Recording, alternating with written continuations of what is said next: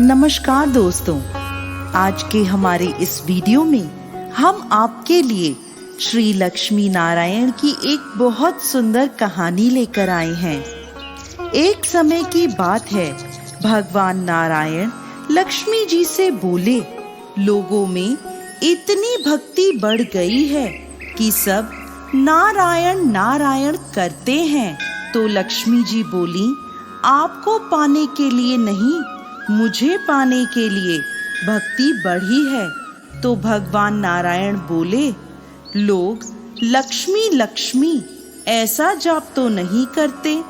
तब लक्ष्मी जी बोली, विश्वास न हो तो परीक्षा हो जाए। तब भगवान नारायण एक गांव में ब्राह्मण का रूप लेकर गए और एक घर का दरवाजा खटखटाया। तो घर के यजमान ने दरवाजा खोलकर पूछा, जी कहिए। तो भगवान बोले, हम तुम्हारे नगर में भगवान का कथा कीर्तन करना चाहते हैं।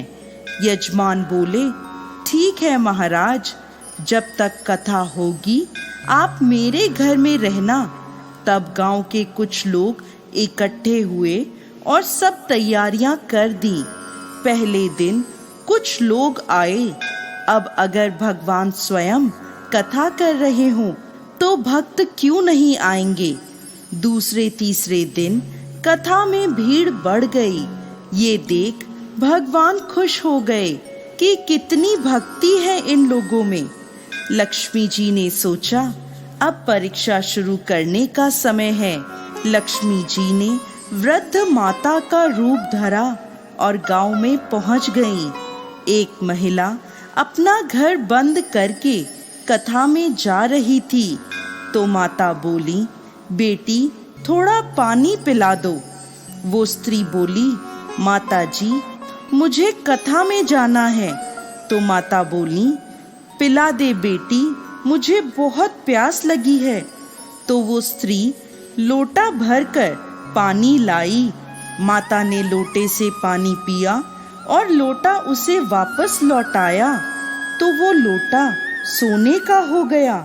ये देखकर वो स्त्री अचंभित रह गई कि लोटा दिया था तो स्टील का था और वापस लिया तो सोने का हो गया। वो स्त्री बोली, माता जी आपको भूख भी लगी होगी। उसने सोचा, खाना खाएंगी तो थाली कटोरी चम्मच आदि भी सोने की हो जाएगी। तब वो माता जी बोली, नहीं तुम जाओ बेटी, तुम्हारा कथा का समय हो गया है। वो स्त्री कथा में आई और आसपास की महिलाओं को सारी बात बताई। वो सभी महिलाएं कथा में से उठकर चली गईं। अगले दिन कथा में लोगों की संख्या कम हो गई। तब भगवान ने पूछा कि लोगों की संख्या कम कैसे हो गई। तो एक व्यक्ति बोला, गांव में एक चमत्कारी माता जी आई हैं, जिसके घर में पानी पीती हैं तो ग्लास सोने का हो जाता है। थाली में खाना खाती हैं तो थाली सोने की हो जाती है।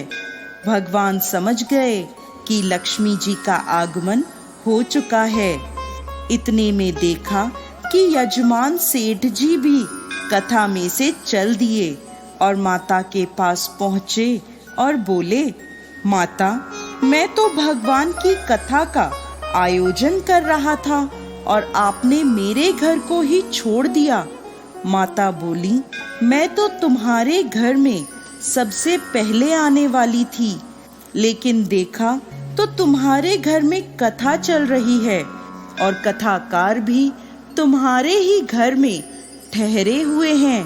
ये सुनकर सेठ जी बोले, बस इतनी सी बात, मैं अभी उन्हें किसी धर्मशाला में कमरा दिलवा देता हूँ।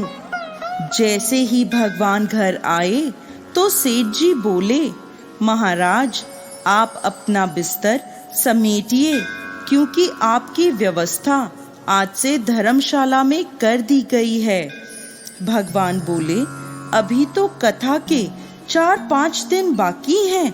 सेठ जी बोले, नहीं नहीं आप जल्दी कीजिए। किसी और मेहमान को ठहराना है।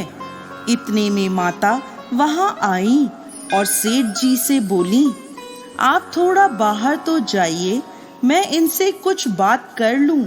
लक्ष्मी जी भगवान से बोली, प्रभु अब तो मान गए।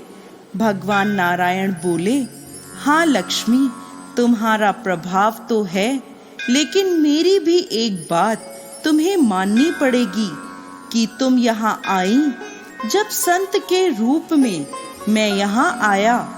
जहाँ संत कथा करेंगे वहाँ तुम्हारा निवास जरूर होगा। ये कहकर नारायण भगवान ने वैकुंठ के लिए प्रस्थान कर लिया।